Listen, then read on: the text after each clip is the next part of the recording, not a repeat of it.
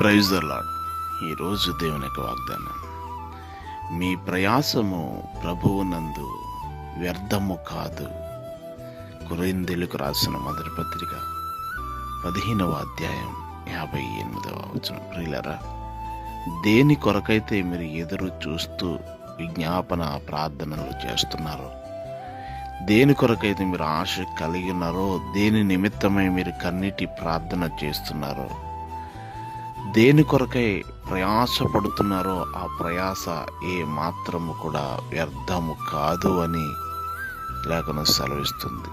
ఆశ కలిగిన ప్రాణమును దేవుడు తృప్తిపరిచే దేవుడు కనుక ప్రభు పాదాల చెంత మీరు చేరి దేని కొరకైతే ఎదురు చూస్తున్నా ఆ ప్రయాస వ్యర్థము కాదు. మీ కన్నీటి ప్రార్థన ద్వారా మీ పరిస్థితులను దేవుడు మార్చగలడు. మీ కొరకు ప్రార్థించే దైవజనులు